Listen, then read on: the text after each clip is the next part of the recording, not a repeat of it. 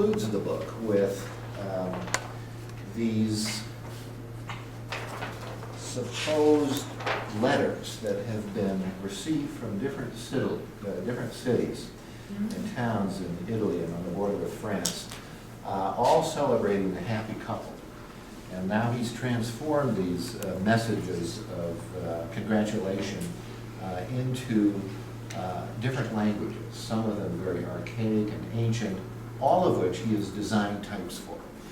So not only is this a marriage celebration album, it's also a type specimen produced in 1775 by Bedoni, showing what he had learned at the Vatican, working for the Propaganda di Fede. And now there's always this Latin version of it, followed by the Hebrew, which is coming to us from, I can't read the name of this town. And now we have, I'm sure the bride and the groom would never have been able to read this ancient Chaldaic. I hope we can come across my favorites. Translation. Arabic. But I think this is very beautiful type design, don't you, Massimo? But was it type or was it? This is an engraving, but this is all type. Movable? You mean movable type? Movable type, yeah. A Coptic. Ethiopian. Turkish. So were the guests actually Turkish or from Ethiopia, or he invented those? Well, You can read he it. knew the characters, so he designed the typefaces. This is my favorite, Phoenician. I don't know that anybody knows exactly what the Phoenician alphabet, I mean, how it corresponded to using it to translate a modern text into Phoenician, but Bedoni said, I can do it.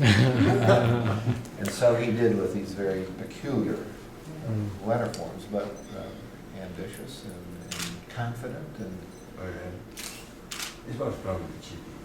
you think Cirillo, it's a break. Why not then?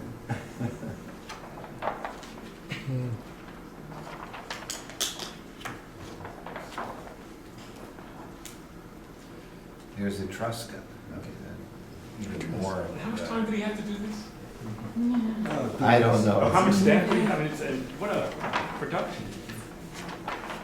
I think cost was no problem for him.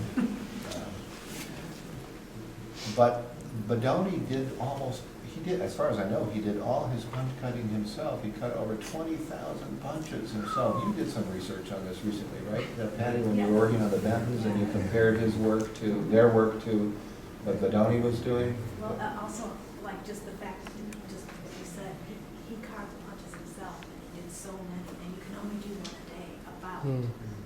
That's how long it takes. So how does that work out mathematically? It's, Or does he have a factory? Is it like Andy Warhol, who had a factory and he would have 50 guys cutting punches and he would do a drawing and have them do the actual carving? I think it worked out almost one a day for most of his life. Right. Like Saturdays and Sundays. It probably killed him. I mean, he died in 1813 at 63, which is not necessarily a young age, but he really did. He could have lived a very indolent life, I think, but he was so motivated to, and so consumed by the idea of making type, that he spent every waking moment on printing and making type. And he was not a very good editor, by the way. He was a great printer, he was a great type designer, but he was a terrible publisher. Many of the books that he produced are full of errors. So he cannot be counted on for a reliable text. But, This is an engraving. it's an engraving on the other side, I think. Right? Yeah. It's in print. Massimo, anything you want to say about this Fournier-like type? Do you like it? Is it too old-fashioned for you? Those foreign, very, very foreign exotic languages were done in type. I think they must have been engraved, just engraved, because There's no plate marks. You think for exotic type, some of the... I think it seems to me strange. I mean, for basic Greek or things like that, when it was in the Vatican, even the Tibetan to a certain extent. But here you have Phoenician and Etruscan languages which are not in common, so you must take some liberties there, somehow, since nobody can read it anyway. And he was taking liberty even when people could read it. Can you imagine on that situation? So I think that those things were engraved. It couldn't be moved. It wouldn't be worth it to spend all the time on multiple times if you use only once. As far as well, it wasn't only used once, though. I have another book to show you. But you could tell right away by the impression and by the plate mark whether it's engraved or letterpress. Maybe that's the way to find You can see the plate mark. Hold on. You can? Keep Yes, talking I can see about the it. plate mark. No, Oh, that was from the other side. We're talking about, and we're not talking about with the images, we're talking about on like the Etruscan. Because there's another plate mark around some other part. I don't know if it's Thanks. Yeah. See if there's something. It looks perfectly smooth from here, but I'm blind. It's Tibetan, by the way. Russian, perhaps could have been moved type. But it is interesting in looking at this one, David, that we're moving now from more of an image dominant to one that starts to be more typographic. Right. And it's higher, And where typography is seen as image. Yes, very good point. Here's one of his most famous books. Following up on the theme of at Pennsylvania, he did the Lord's Prayer in 100, 150 different languages. I should add, by the way, that this copy is in a magnificent binding, a binding from the late 18th, early 19th century. You can imagine the skill it took to do that kind of very finely wrought gilt tooling on this. I mean, this is an incredible piece of book craftsmanship. Beautiful silk and papers.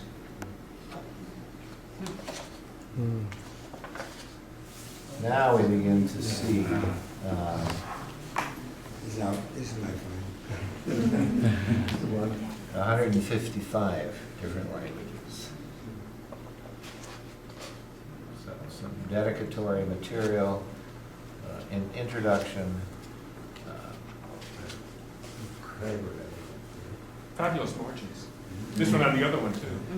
This book is quite different, isn't it, from the others here, and I have other examples of his late work, but you'll see he's reducing and reducing and reducing, getting rid of all of the inessentials, and focusing more and more just on the type.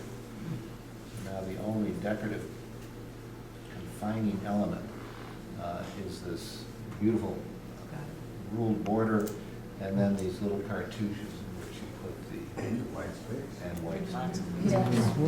It's a map for artwork. Right.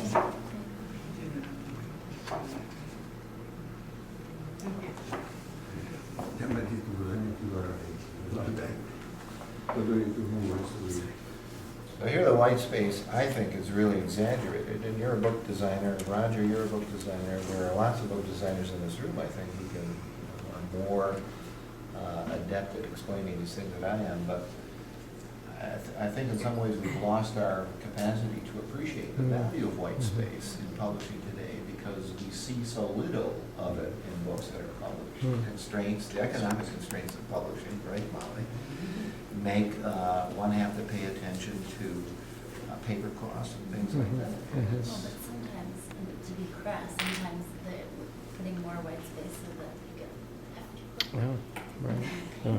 Oh, really? I hadn't thought of that. Really what I say all the time, in typography, it's white that counts, not black. That's Very Yeah, narrative. yeah. It's the white that counts. And now we get into these languages. So again, it's the same theme, a single text, but now presented uh,